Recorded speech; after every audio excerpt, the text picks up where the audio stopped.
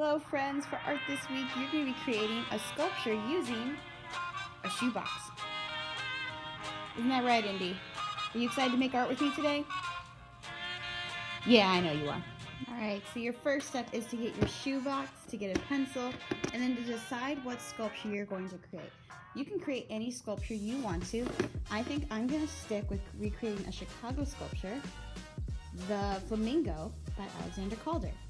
For my example, I'm going to be recreating a famous public sculpture. A public sculpture is a sculpture that's available to everyone. It's usually in a public space, such as a garden or a park. We all know the Bean, which is part of Millennium Park in Chicago. I'm choosing to recreate a famous piece of art that's in one of the plazas in Chicago. Maybe you also want to do a smaller scale sculpture, sculptures that go in the home, or maybe there's something in your house you want to recreate with cardboard. So you can recreate a famous sculpture. You can also choose to make anything out of cardboard. Say, for example, you're really interested in Minecraft. Go for it. Make a giant cardboard Minecraft thing.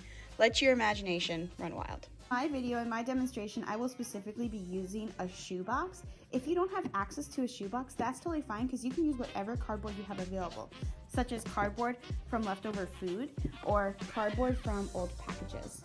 To start today, you can choose a sculpture that you already know of, or you can do a Google search for other sculptures around the world. Since sculptures are 3D, I would recommend saving a couple photos or having a couple photos available from different angles to see what your sculpture looks like from multiple angles. Calder, for example, in the Flamingo, I wouldn't have necessarily noticed that these are three very separate legs at the bottom unless I had seen this view of it. So I would highly recommend doing this as you'll get a better understanding of how to recreate your sculpture. For your first step, cut apart the big pieces of your box. So for example, I cut the lid away from the main box, and I also cut off the separate little dividers from the sides. The next step is to start drawing your main shapes on your cardboard. Look at your sculpture and break it down into the biggest shapes you can. For Calder, some of my big shapes are the long curved rectangular neck and the diamond wings at the bottom. Once you have all your pieces drawn, trace with a Sharpie.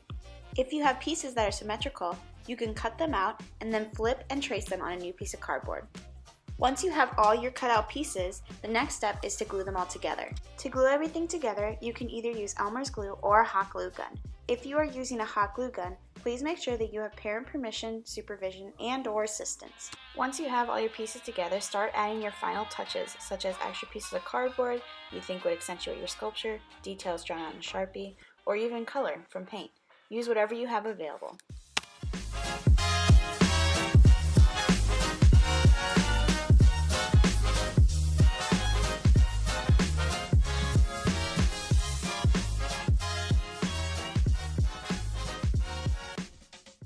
Once you have completed your sculpture, take a photo and/or video and post the final work to Seesaw.